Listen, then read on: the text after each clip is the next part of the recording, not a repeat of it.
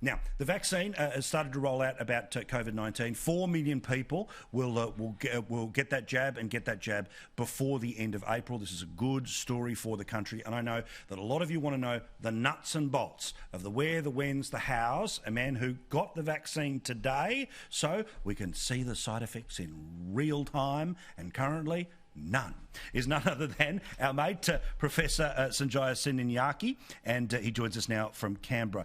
Professor, nice to talk to you, mate. How do you feel after the jab? Oh, Paul, I feel absolutely great. In fact, I didn't feel the needle go in. I felt a bit of a push, but that was about it. Best vaccine I've received so far. Well, you had the best of the best there, making sure that the administration worked. Now, can I ask, just real nuts and bolts here, real nuts and bolts. So we know that people in aged care facilities are the ones, as well as hotel quarantine, all the rest, but let's focus on aged care. How does that work right now? Do we literally see a scenario where on this date someone's turning up with a whole bunch of vials and your doctor must be bedside, you as somebody who might have duty of care has to sign a piece of paper first? How does it work in aged care facilities? I think they're still finalising all the nuts and bolts about consent, etc., but that's going to be an important part of it. But a lot of hospitals who have the refrigeration units are storing the vaccines, and as you know, they've got esky packs from Pfizer and various ways to transport it, so it can be taken out to nursing homes, residential aged care centres, where it can be administered to people. Now, for those that are watching us who are in the next group, so 70 and above, and eventually it'll be 60 and above, yep. Once we start to get to the millions of people that are getting it, how does that work? Does it work like, you know, a draft where you're told on this day, go to this place? Is it your GP? You know, is it they call you, you call them? How's that process going to work? Yeah.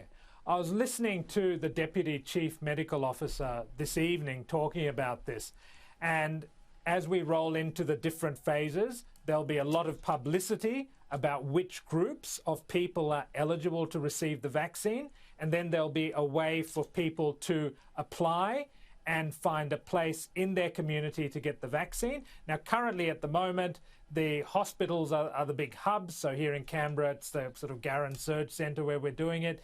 But eventually, GP practices, pharmacies and other centres will be used. So there should be a wide number of opportunities for people to get their vaccine. Now, the questions that are harder to answer. We hear about 4 million doses potentially towards the back end of April. On my rough numbers, that means aged care's covered, older people in the community are covered.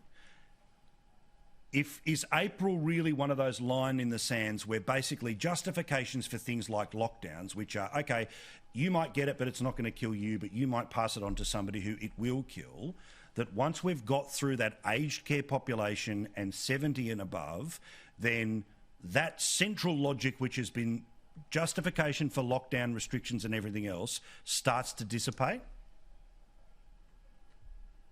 Look, I think it will to some extent. I mean, we talk about herd immunity, and we're saying for this particular virus, we need to get about 60 to 75% of the population vaccinated with 2 doses of the current vaccines to feel comfortable that we can stop the virus hitting people who haven't been immunised or who aren't immune from vaccination.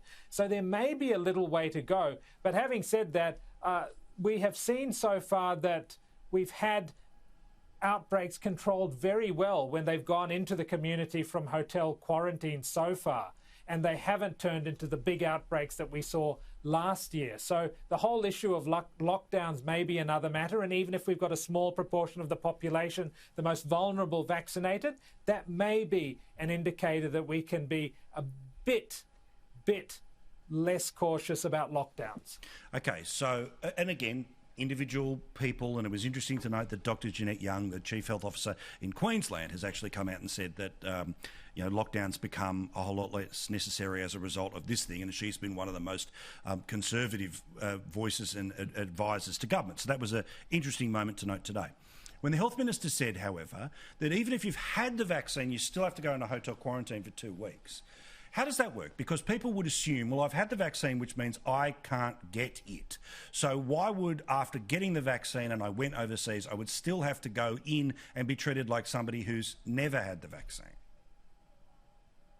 So, Paul, the big issue here is that we still don't completely know whether getting the vaccine stops you from getting infected and giving it to someone else. So it's looking very good in terms of the vaccine stopping a vaccinated person from getting sick with COVID, but there's still the possibility that they can harbour it in their nasopharynx and give it to someone else, someone who is vulnerable. So that is the issue there. However, we're seeing some promising data from Israel, where they've shown in one large medical centre in healthcare workers that it was about 75% less likely to have asymptomatic transmission or carriage if you had been vaccinated. And we've seen some data from AstraZeneca. And actually, if you think about it, if a vaccine's so good that it can stop 80 or 90% of people getting sick with COVID, it probably is going to have a big impact on transmission. We just need a bit more data to see that, Paul.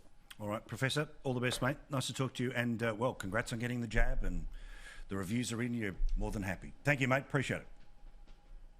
Thanks, Paul. Good on you.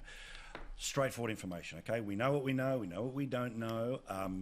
I very much hold to this idea, and if it's false hope, then, okay, we're all going to learn together that it's false hope. But the idea that the justifications of lockdown is, forget all that flatten the curve stuff. They don't even mention that anymore. It's about protecting the vulnerable. If the majority of the people who are vulnerable end up getting the vaccine, then at the very least we walk out of that, right? But then the health minister today talked about the hotel quarantine thing. So still a way to go. Keep an eye on particularly what's happening in Israel. They are nailing this right now. Of course, because it's Israel, you don't read about it anywhere because you only can hear the worst news out of Israel.